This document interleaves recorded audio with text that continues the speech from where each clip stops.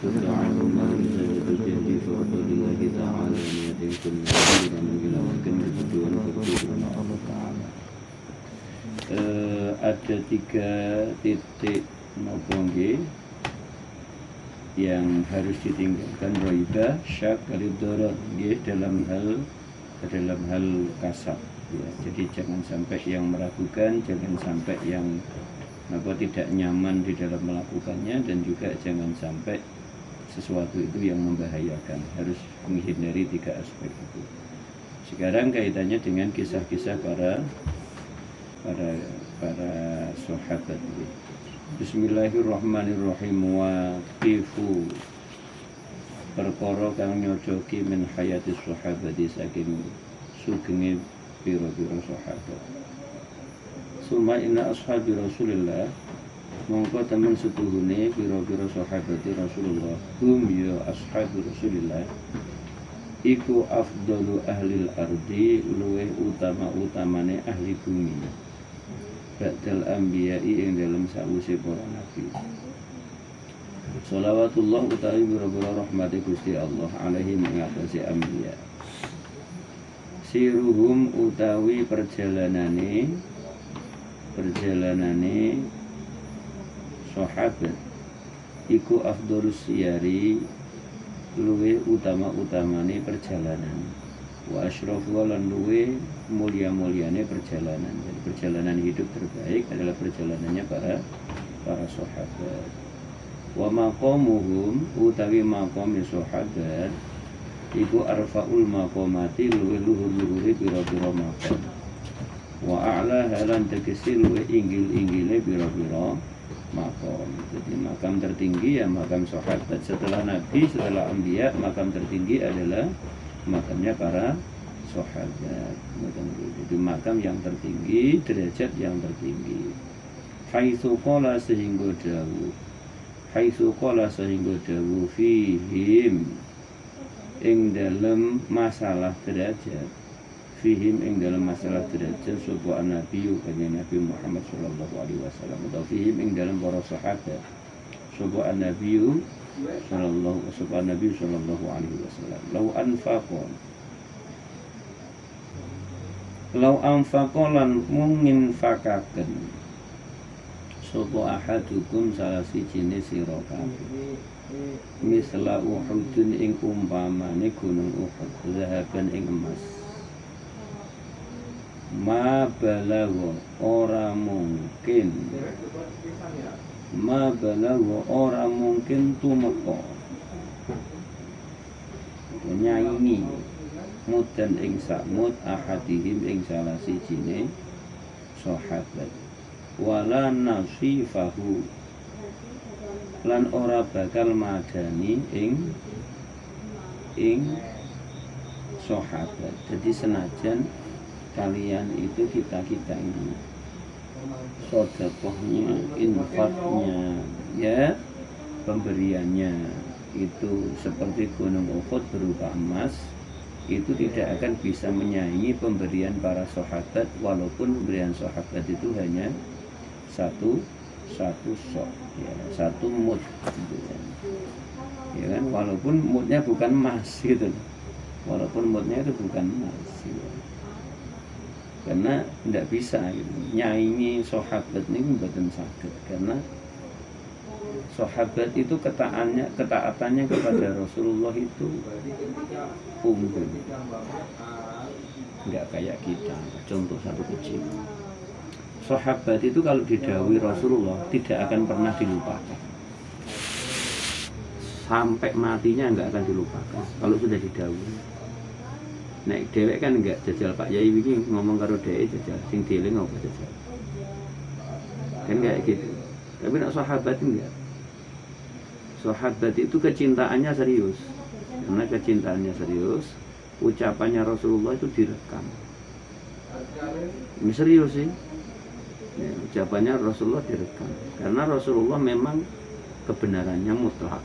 Nek saya kan bisa benar bisa enggak. Apalagi saya membaca kitab, yang punya kitab juga bisa benar bisa tidak. Ya kan ini absolut ya. Kalau kebenarannya dari Rasulullah Muhammad SAW ya kebenaran yang hakiki. Jadi kalau melihat dari itu ya kita kejauhan ini, walaupun kita sedekah sebanyak gunung Uhud berupa emas dibandingkan para sahabat yang kecil ya siji tetap berharga sahabat yang kecil. Ya karena sahabat itu ya memang penghormatannya kepada Rasulullah tinggi dan juga ketaatannya kepada hukum Rasulullah itu tinggi. Gitu. Dajjal, saya tanya, apa ada orang yang merekam terhadap dawuh Rasulullah, perilaku Rasulullah, bahkan sifatnya itu bukan hanya qauliyah fi'liyah tapi juga takririyahnya? Dajjal kan angel. Kalau hanya fi'liyah kan wong deleng sih, gitu. Kalau qauliyah wong ngrungokke sih. Dajjal nek takririyah kan angel itu diingat Rasulullah dulu ketika itu melihat seorang wanita yang lagi berzikir menggunakan untaian rangkaian biji kurma.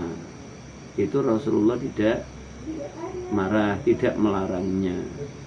Ya berarti zikir dengan menggunakan rangkaian biji kurma yang sekarang menjadi tasbih, itu bahasanya kalau sekarang, itu nggak apa-apa, bahkan itu hukumnya sunnah karena Rasulullah nggak melarangnya.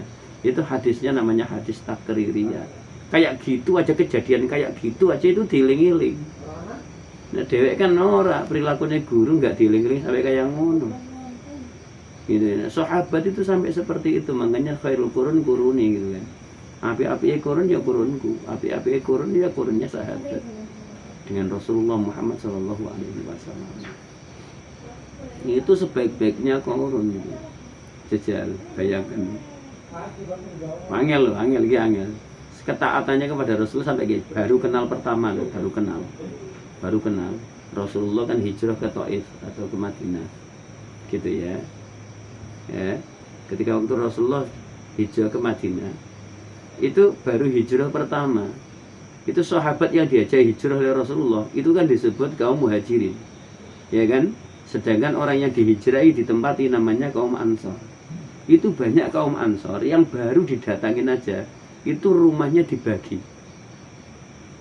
Sebagian untuk ini, yang satu rumah ini untuk kamu, untuk pendatang, untuk muhajir itu. Rumah loh. Sampai seperti itu. Lah saiki kita jangankan dengan muridnya guru. Wong dengan gurunya aja orang mesti ngewehi omah. Dengan gurunya aja orang mesti ngewehi omah. Apa meneh dengan muridnya guru. Sahabat muhajirin itu muridnya Rasulullah itu kan diwenehi omah, bahkan diwenehi bojo, gitu kan.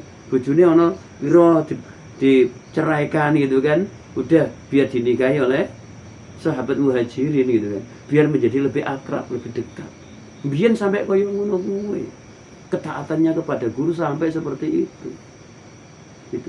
Waktu itu sampai seperti itu. Jadi memang ada sesuatu yang berbeda. Makanya kalau kita dibandingkan dengan Rasulullah ya kejauhan.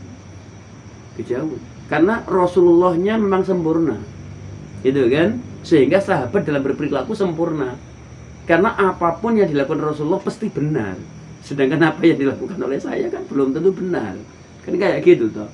Sehingga pantas kalau sekarang itu ora pati ngandel ki, pantas wae wong koyo ngene sih, kan pantas wae bukan, kan kayak gitu. Nah, itulah terjadi. Maka kenapa kurun terbaik adalah kurunnya Rasulullah Muhammad Sallallahu Alaihi Wasallam. Masa terbaik ya masanya Rasulullah Muhammad Sallallahu Alaihi Wasallam, itu masa terbaik, kurun terbaik.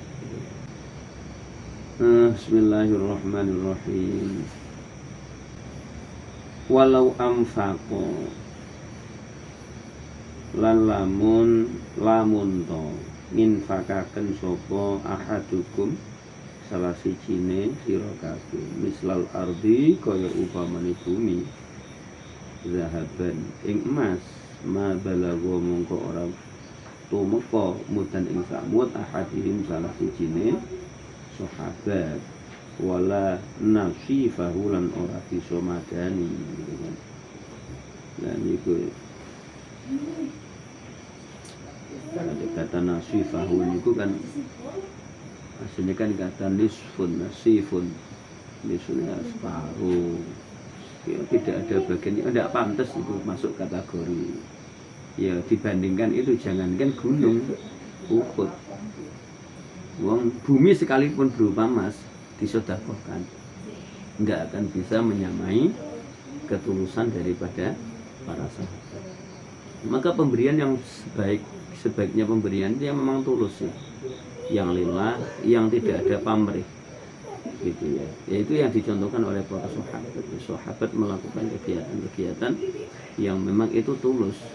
Bayangkan juga punya onta 1001, yang 1000 disedekahkan kepada Rasulullah, disisakan yang satu. Saiki kan angel, seluruh wong kaya ngono ya angel to.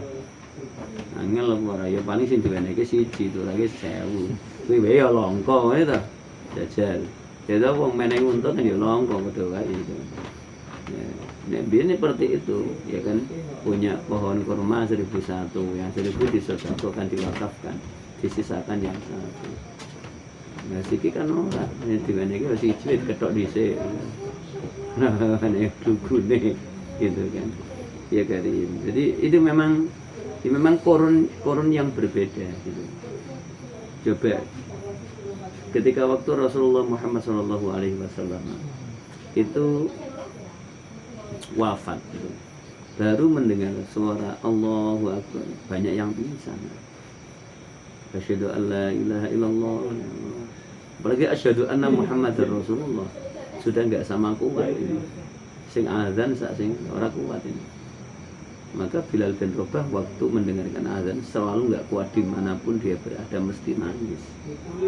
Ya karena rindunya sama Rasulullah ketika telah ditinggal wafat oleh Rasulullah gitu kan. Kehilangannya serius itu. Bismillahirrahmanirrahim. Hahuna wa hahuna lan ing dalam iki sabata nusabbitu nantepaken sapa kita ba'dun ing setengah mimwa rifihim saking pira-pira perkara kang nyocoki ing sahabat wa ahwalihim lan tinggahe prilakune sahabat ma'al kasfi bareng-bareng sumertane nyambut gawe wa tolabir rizki lan bre rizki. Jadi di sini ini akan dijelaskan sebagian, ya dijelaskan tentang sebagian sesuatu yang sesuai dengan apa yang dilaksanakan, dilakukan, dikerjakan oleh para sahabat gitu kan. Hanya sebagian saja sih, tidak semua. Fa sayyiduna Abu Bakr Siddiq radhiyallahu anhu alladzi wong ajma'a kang ngumpulake al muslimuna ing boro-boro wong Islam lahu iku tetep kedue Abu Bakar bisawati kelawan perkara kang bener fi fi'lihi ing dalam penggaweane Abu Bakar wa bil adlan dalam keadilan fi jam'i hukmihi dalam sekabehane hukume Abu Bakar. Memang Abu Bakar terkenal nggih, jangankan orang lain, anaknya pun kalau mencuri ya akan tetap dipotong tangannya. Jadi memang keadilan yang ditunjukkan oleh Abu Bakar itu sangat jelas. Jo apa yang dilakukan oleh Abu Bakar itu dalam setiap perilaku itu sesuatu yang benar gitu kan. Selalu benar. Afdhalul khalqi luwih api-api makhluk ba'da nabi yang dalam sausé Kanjeng Nabi gitu kan. Bahkan putrinya saja diberikan kepada Rasulullah Muhammad SAW untuk dinikahi pada usianya masih kecil gitu. Saking cintanya tidak apapun dilakukan itu. Ya Allah. Fi dinihi ing dalem agamane Abu Bakar wa aqwalihi lan wa aqwamahum lan luwih lurusan sahabat bi amrihi kelawan urusane ya. Disitulah yang menjadikan kenapa Abu Bakar dipilih oleh para sahabat menjadi seorang khalifah pertama, gitu ya, pengganti dari Rasulullah Muhammad Shallallahu Alaihi Wasallam. Jadi pantas wae, gitu kan? Ya karena dia adalah sosok terbaik, gitu. Setelah Rasulullah sosok terbaik ya Abu Bakar As-Siddiq. Nah, kita harus berusaha kayak gini loh mas. Nek iso ya iso niru seperti ini. Jadi dalam setiap komunitas kita itu adalah komunitas pilihan yang layak untuk menggantikan, gitu ya.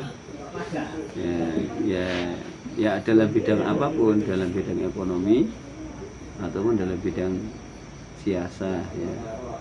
Katakanlah kamu sekarang rakyat, bisa enggak suatu saat kamu bisa menggantikan jabatan lurah, jabatan camat, gitu. Setelah camat lengser, gitu kan, bisa enggak kita gitu. Nah, itu kalau memang kita bisa mewarisi dalam hal yang lain, disebabkan kita memang orang yang paling unggul di desa itu, di wilayah itu sebuah kemudahan. Apalagi keunggulan itu tidak diragukan, sehingga nggak akan kalah dengan serangan fajar itu ya.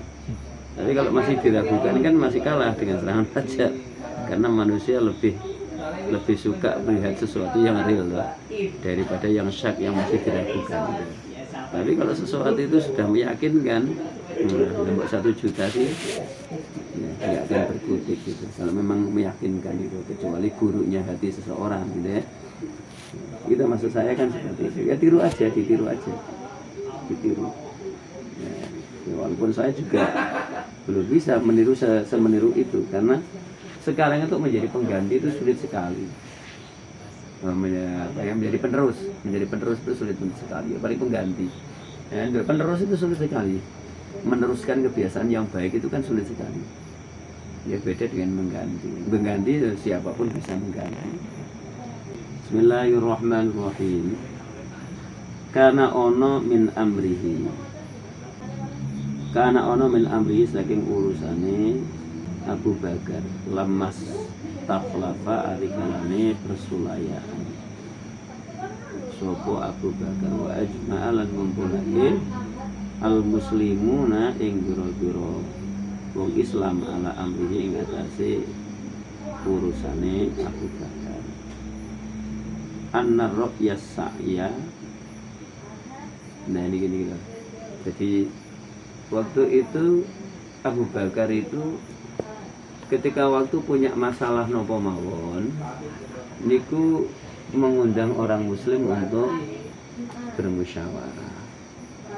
Dan saat itu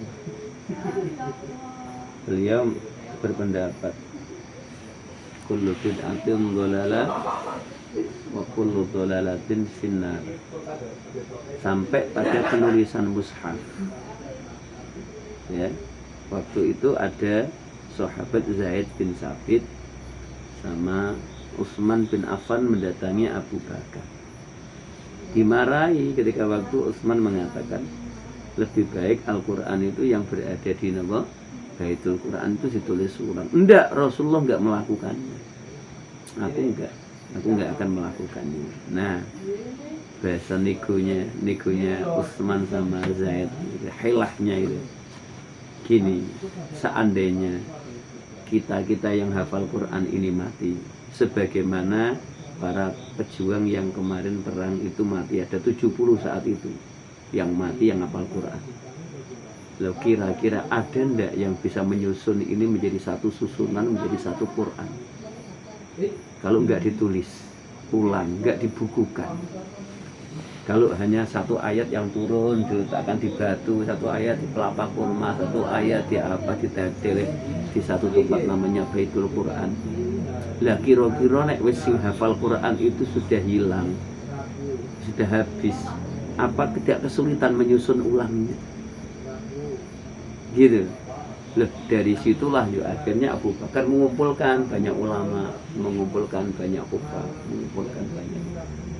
Jadi diputuskanlah, akhirnya kebanyakan dari orang muslim mengambil keputusan ini sesuatu yang darurat, yang harus dilakukan. Apabila ini disebut bid'ah, maka ini bid'ah wajibah. yang memang wajib harus dilakukan untuk melindungi Al-Quran itu sendiri setelah wafatnya Rasulullah Muhammad SAW. Nah, itu kan, nah, rekomendasi dari hasil musyawarah kan disampaikan ke Abu Bakar. Abu Bakar mengambil itu sebagai hukum. Akhirnya ditunjuklah Zaid bin Sabit dan Utsman sebagai katibnya, sebagai penulisnya. Walaupun pendapat dia tidak seperti itu. Jadi seorang pemimpin yang ya Allah, menurut saya itu sangat luar biasa itu Abu Bakar As-Siddiq itu di dalam hal apa nggih? Kematangan kepemimpinan, kematangan di dalam segala usaha.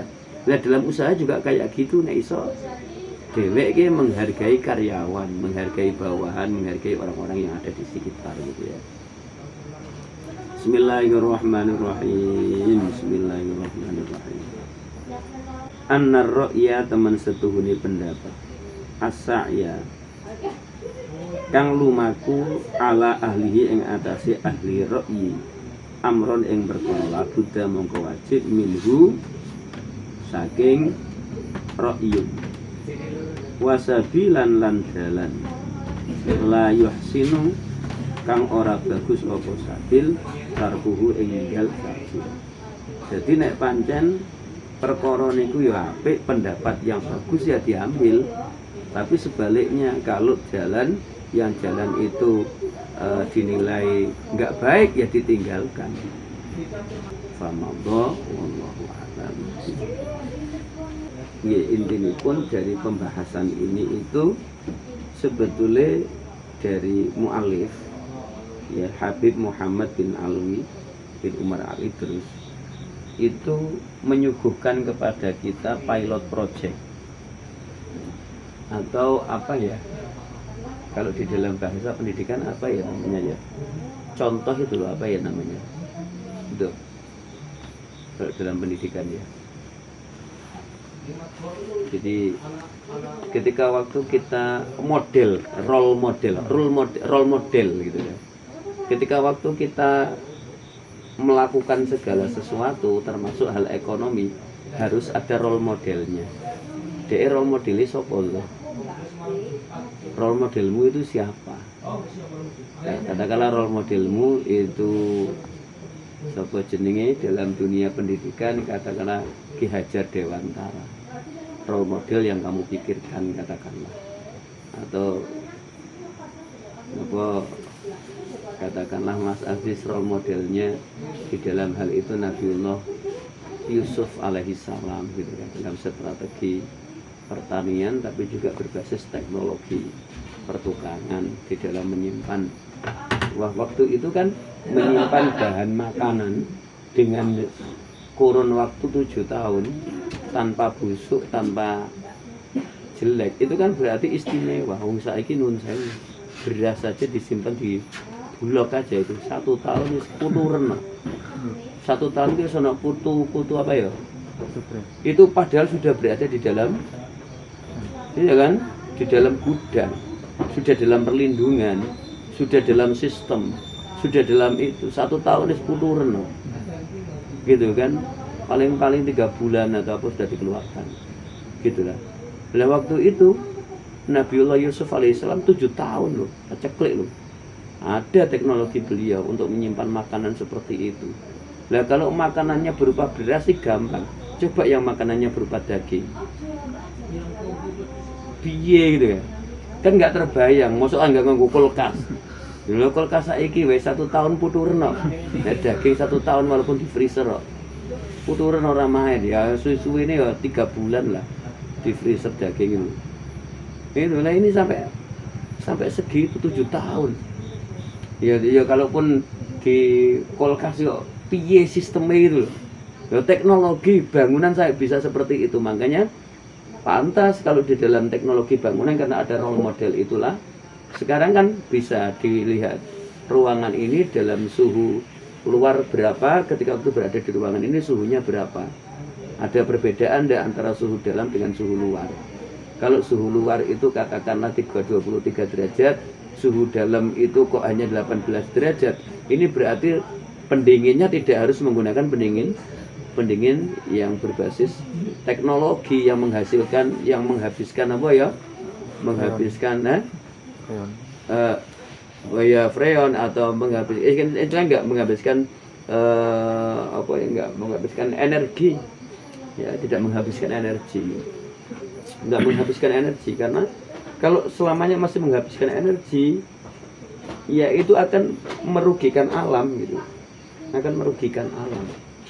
Makanya sekarang kan para arsitek mulai berpikir bagaimana bangun yang pencahayaan tidak harus menggunakan listrik gitu kan, apalagi kalau yang siang hari pencahayaan tidak harus menggunakan listrik, privasi tetap terjaga, dan pendingin ruangan tidak harus dengan menggunakan seperti itu.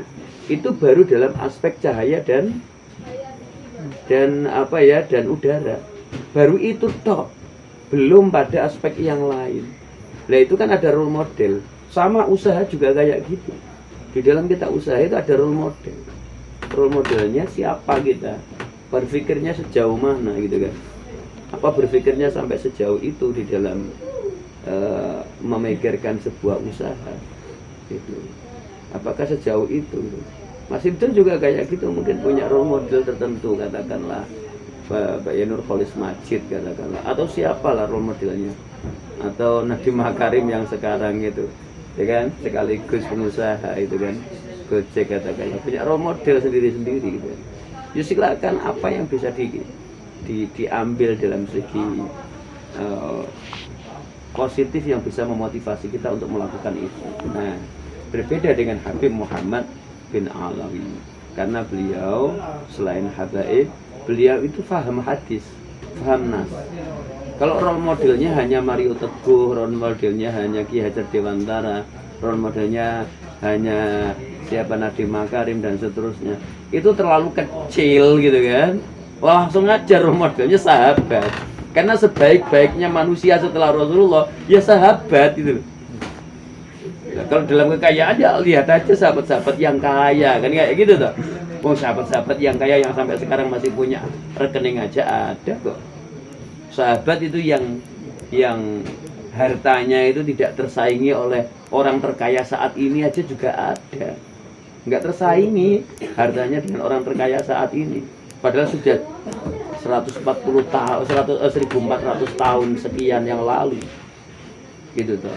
Nah itu pemikiran yang seperti itu menjadi pemikiran yang memicu motivasi, memicu semangat. Tujuannya jelas, ibaratnya ngimpi ki genah loh. Ya kan? Saya mau kemana saya? Saya mau ke Jakarta. Dan sing wis tak ke Jakarta sopo? Sing wis Jakarta kae gitu kan.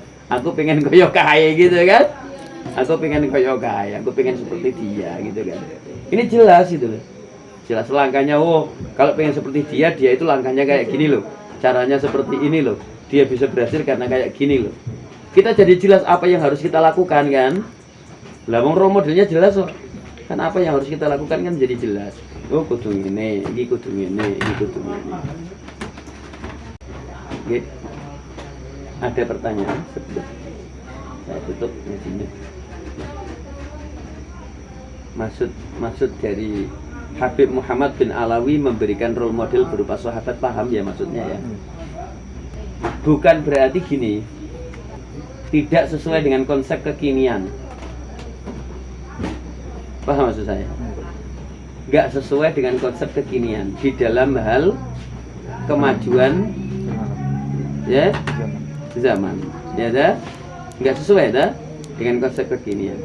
Tapi kalau di dalam etik, aturan, tujuan, kemuliaan lebih terjaga para sahabat daripada orang-orang modern sekarang. Berarti kan dalam hal tujuan lebih meyakinkan, bukan hanya uang gitu kan, tapi lebih meyakinkan para sahabat ini loh dibandingkan orang-orang sekarang gitu loh. Kalau dalam aspek itu gitu. Lah kita sendiri juga kan kemarin kan udah dibahas, mencari rezeki kan tidak untuk mukafir ya kan, bukan untuk akeh-akehan gitu kan. Orang tujuannya kan bukan untuk akeh-akehan kan. Berarti kan ada tujuan yang sifatnya apa nggih?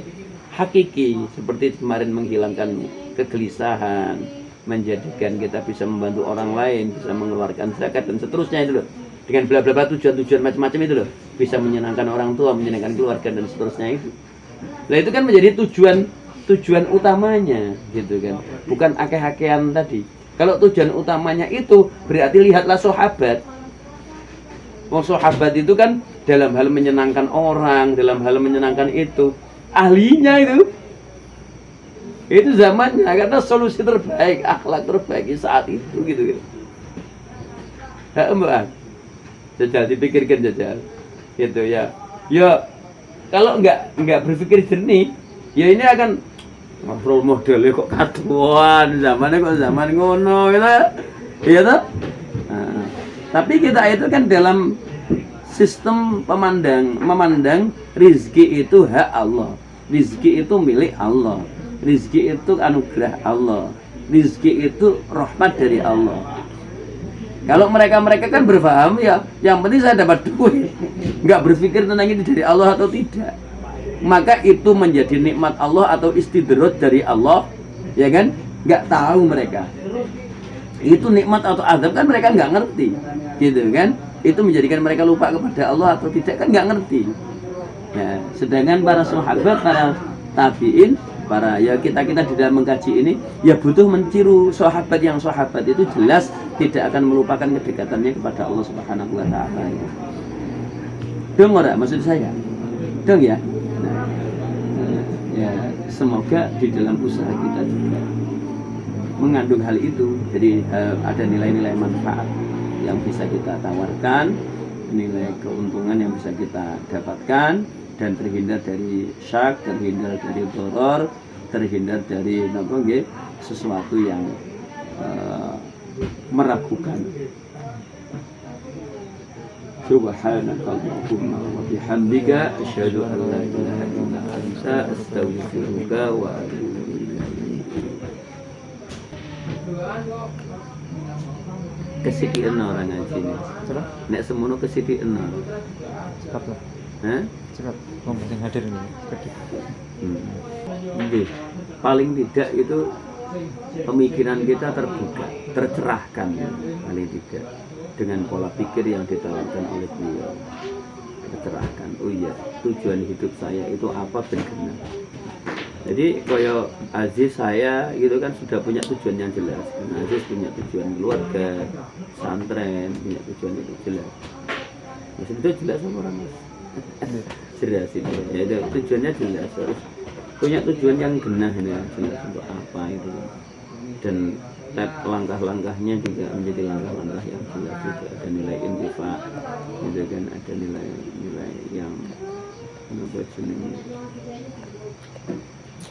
terus tumbuh sampai menjadi kasab yang mahmudah, bukan kasab yang sebaliknya mardudnya.